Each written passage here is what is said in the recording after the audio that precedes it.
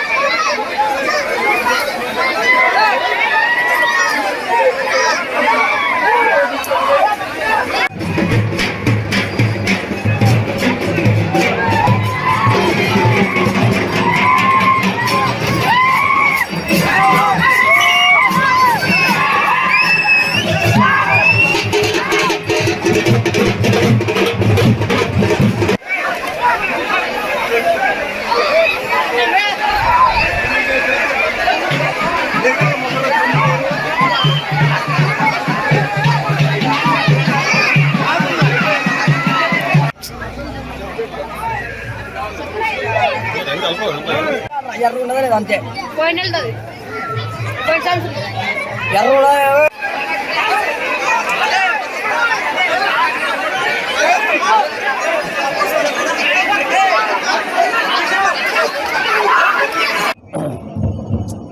జాతర శివయోగి సిద్ధరామేశ్వర జాతర 5 రోజులు జరుగును. 5వ రోజు అంటే 4వ రోజు రథోత్సవం జరుగును. 3వ రోజు పార్వతీ పరమేశ్వర కళ్యాణోత్సవము అయిన తర్వాత భద్రకాళి వీరభద్రేశ్వరుడు అయిన తర్వాత కడువులు అంటే కుడాల ఆట అయిన తర్వాత రంగుల ఆట ఆడుతుంటారు. ఎన్ని సంవత్సరాలుగా ఇది సంప్రదాయము, మన సంప్రదాయము పూర్వం నుంచి వస్తుంది. ఇది ఇప్పుడుది కాదు, ఇది కొత్తది కాదు, ఇది సంప్రదాయం ప్రకారంగా వస్తుంది. ఇది నా పేరు జగదీశ్వరయ్య స్వామి. సరే, మాది చిన్నవూతురు గ్రామం. మా గ్రామంలో 5 రోజుల పండుగ జాతర జరుగుతుంది. 4 రోజులు ఉత్సవం జరుగుతుంది. 5వ రోజు 5 కలశాల జాతర బ్రహ్మాండంగా జరుగుతుంది. తర్వాత 2వ రోజు సాంస్కృతిక కార్యక్రమాలు, నందికోలు సేవ ఇలాంటి కార్యక్రమాలన్నీ నిర్వహిస్తారు.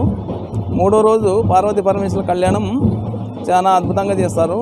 మామూలు మన ఇళ్ళలో పెళ్లి చేసినట్లు చేసి ఆ స్వామి అమ్మవారికి చదివింపులు రాస్తారు. అన్నీ బాగుంటుంది. అమ్మవారు అలిగిపోవడం కానీ, తర్వాత అమ్మవారిని బుజ్జగించి పిలుచుకు వచ్చేటప్పుడు వాళ్ళ బంధువుల తరపు నుంచి గొడవ పడినట్లు ఆ కుడాలతో కొట్లాడుతూ ఆ అమ్మవారిని బుజ్జగించి పిలుచుకొని వస్తారు.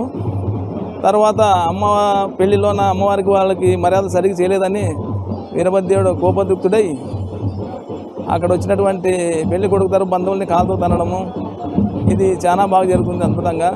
అలా తన్నించుకోవడానికి చాలామంది ఎగబడతారు. స్వామి అలా కార్యక్రమాన్ని బ్రహ్మాండంగా నిర్వహిస్తారు.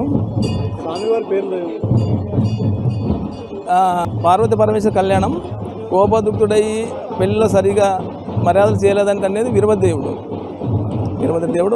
వాళ్ళు ఉంటాడు. ఇక్కడ శివయోగి సిద్ధరామేశ్వర స్వామి మా ఊళ్ళో కొలువై ఉన్నాడు. ఆయన అదే ఉత్సవాలన్నీ జరిగేది. ఆయన మా ఊరికి చాలా పెద్ద నడుచుకుంటారు. చాలా భక్తులంతా చాలా భక్తిభావంతో నడుచుకుంటారు. ఆయన పూజారి వాళ్ళు జంగమాళ్ళు మా మఠాధిపతులు వాళ్ళ కాళ్ళు తగిలితే మంచిదని మనము కాళ్ళు మొక్కుతాం. వాళ్ళ కాళ్ళు తగిలితే మంచిది అంటాము. వాళ్ళు తిడితే మంచిదని భావిస్తున్నాం. ఇది అనాదికాలంగా వస్తున్నటువంటి పద్ధతి.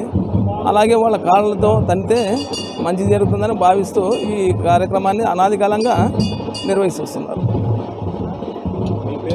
నా పేరు హరికృష్ణ. నేను చిన్నవూరు సర్పంచ్.